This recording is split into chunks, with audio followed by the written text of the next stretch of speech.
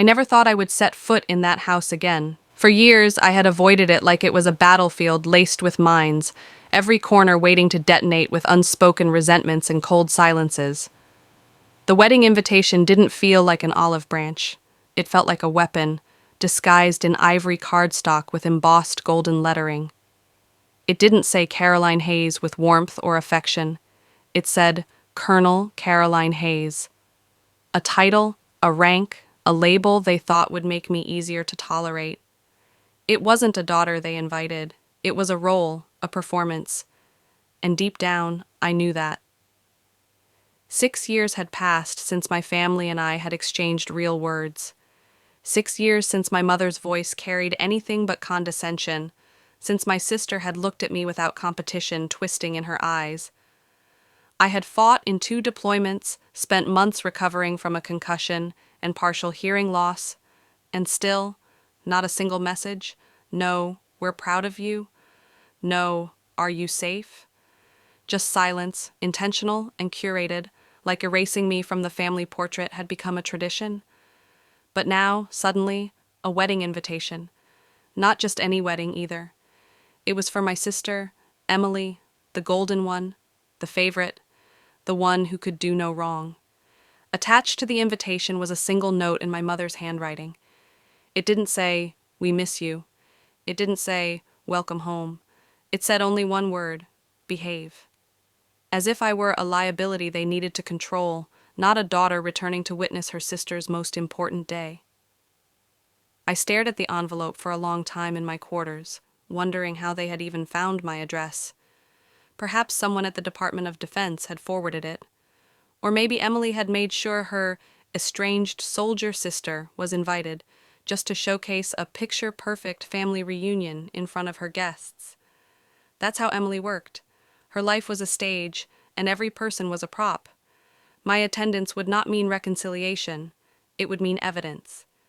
Evidence that they had tried, evidence that I had been included, even if my presence was meant to be diminished. I remember standing at the window in Stuttgart, looking out over the training grounds where young recruits were running drills. Their faces were still full of optimism, their bodies not yet weighed down by betrayal or scars. They didn't yet know what it was like to be erased by the people who raised you. They didn't know how much colder family silence could feel compared to enemy fire. I envied their innocence. A knock interrupted my thoughts. My aide, Lieutenant Marsh, stepped into the room without waiting. He had always been perceptive, reading situations with quiet accuracy. His eyes flicked to the envelope on my desk. "You going?" he asked simply. I didn't answer right away. "Just got the invite," I said, voice deliberately flat. He raised an eyebrow. "That's what we're calling it?" I smirked bitterly. He wasn't wrong. It wasn't an invitation. It was a challenge, maybe even a warning. A reminder that I was still on the outskirts of their world.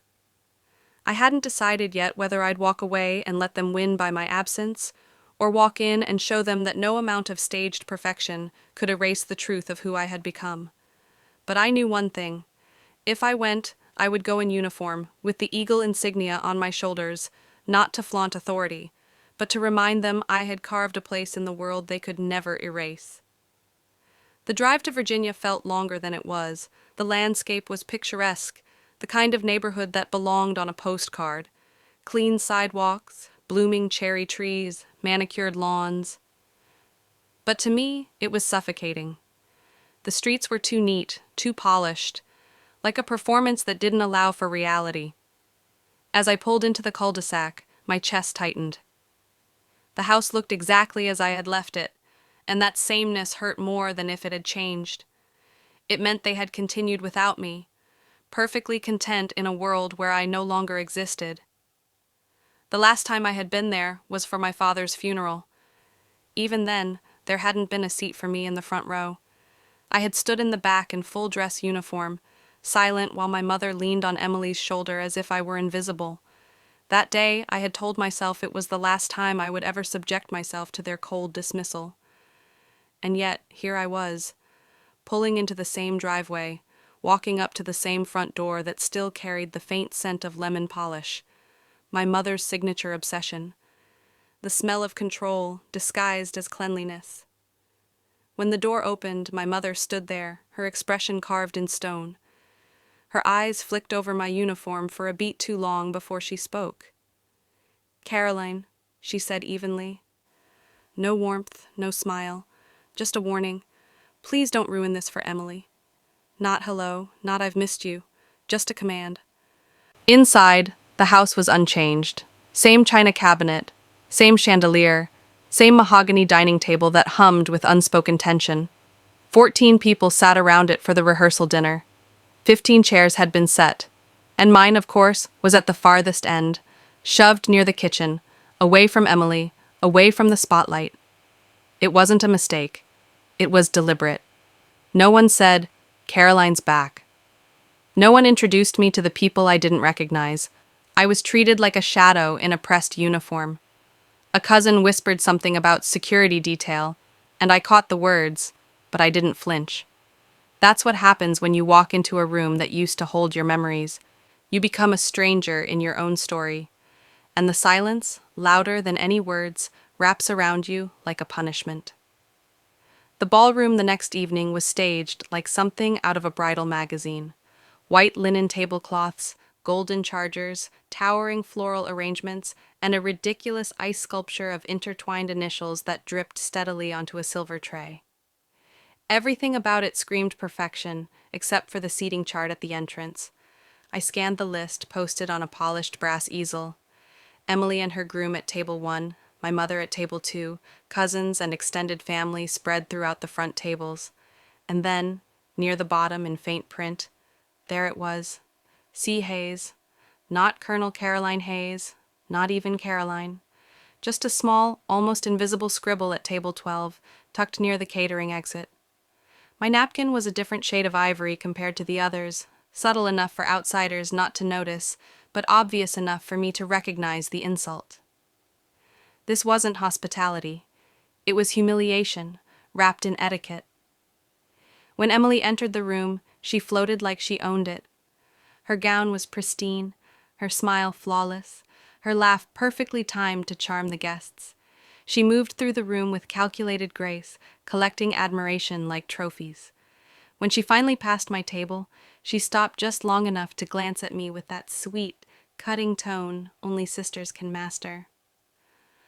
"I told them not to make it too military-looking for your side of the room," she said, with a flawless smile that drew polite laughter from nearby guests.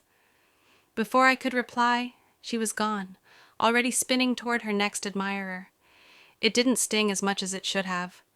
I had long grown used to being reduced to nothing more than a shadow compared to Emily. But I did note the irony.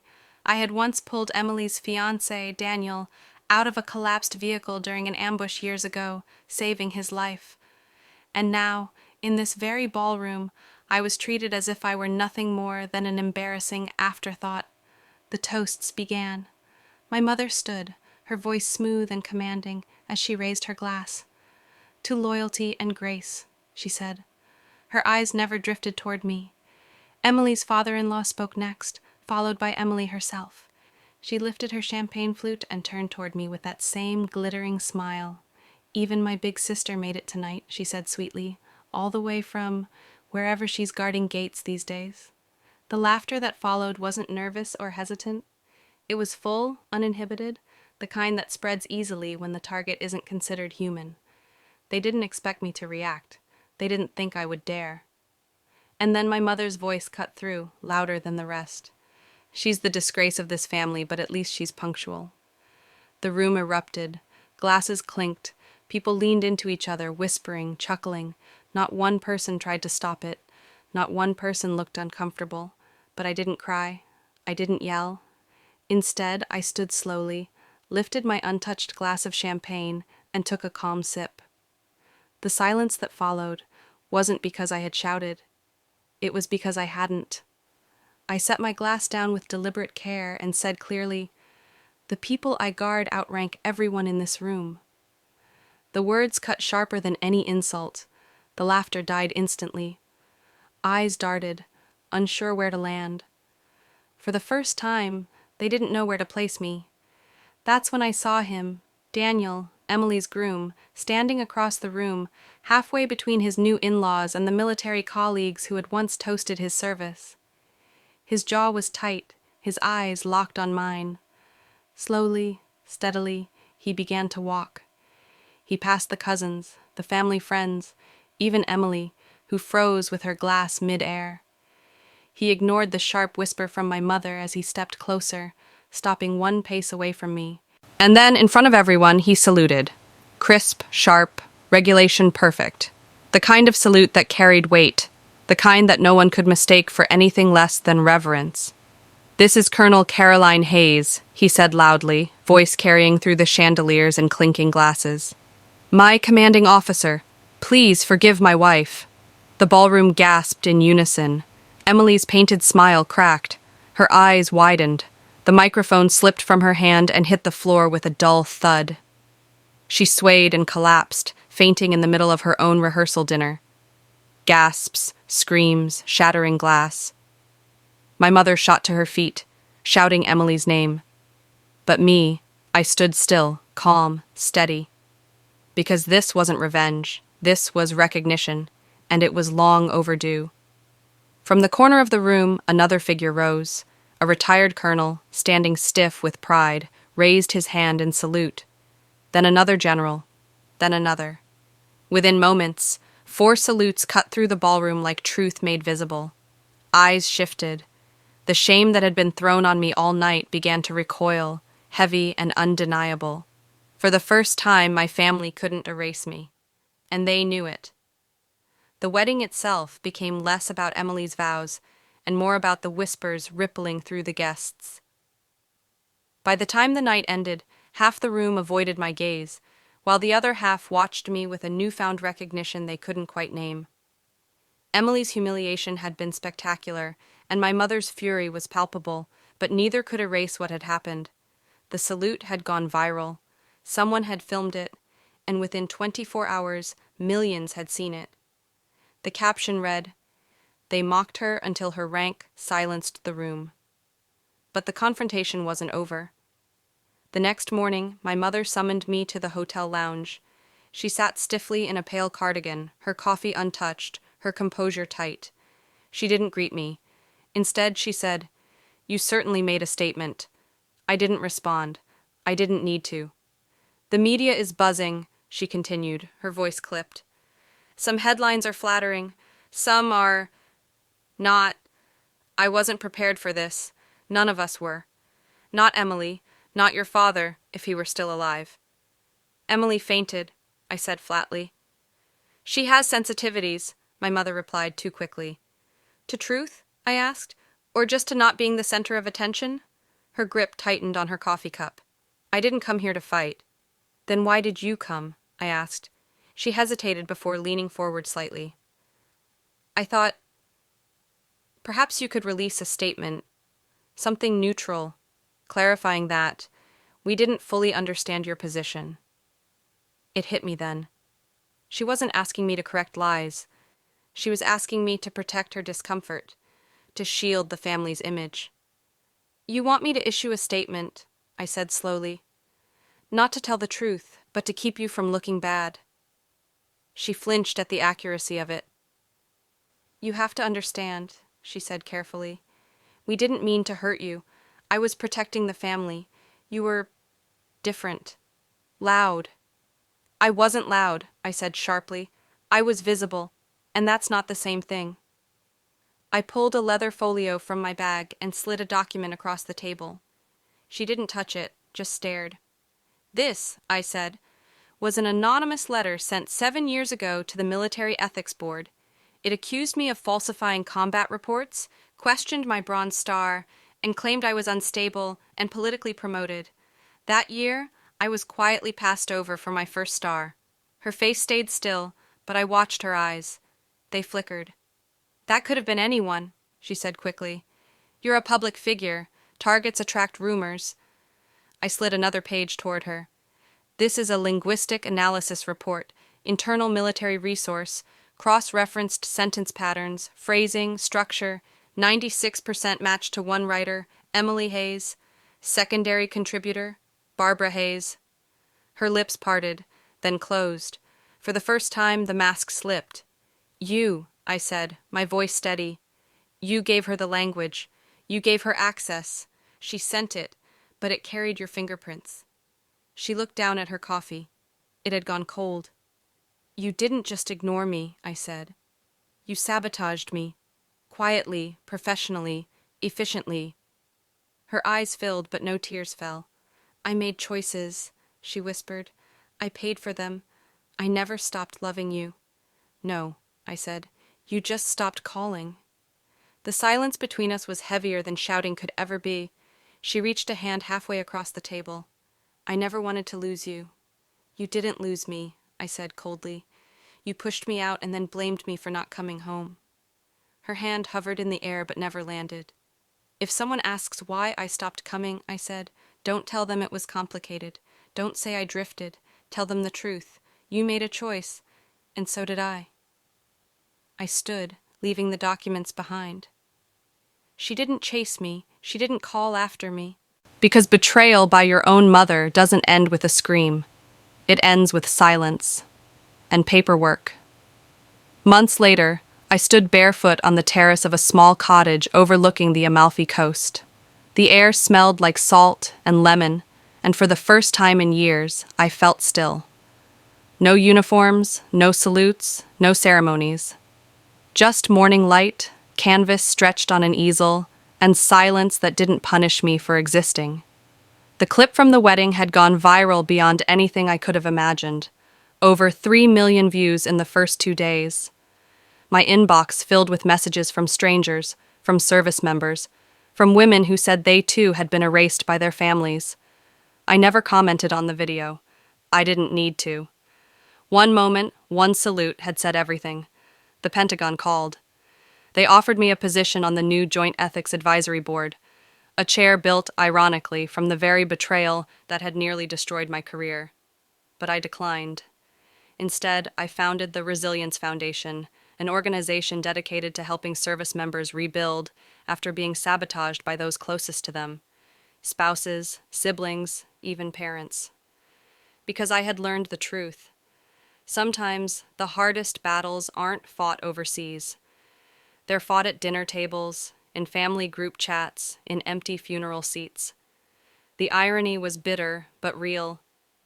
The people who worked hardest to erase me are the ones who made me unforgettable. Weeks later, a letter arrived, handwritten in my mother's neat cursive. She said she had watched my PBS interview about betrayal and chain of command. She wrote, I didn't realize how far you had climbed. I wish I had seen you then, but she had seen me. She just hadn't wanted to. I folded the letter once, slid it back into its envelope, and tucked it away in a drawer. Not because I hated her, but because I finally loved myself enough to choose distance without guilt. The military had taught me how to lead under fire. But exile, my family had taught me that, and in my own way, I had made peace with it. That morning, the boy from the village brought a basket of bread and olives. He asked in broken English, Were you really a colonel? I smiled. Once, I said. Now I'm just someone who decided not to disappear. He grinned, barefoot and carefree, and ran off down the cobblestone path. I turned back toward the sea, listening to the waves. For the first time, the silence didn't hurt. Have you ever had to walk away? Not to hurt them, but to protect yourself? If you have, then you know. And if this story reminded you of your own silence, your own exile, then I hope you take this truth with you. Sometimes leaving isn't weakness. Sometimes leaving is the first real act of love for yourself.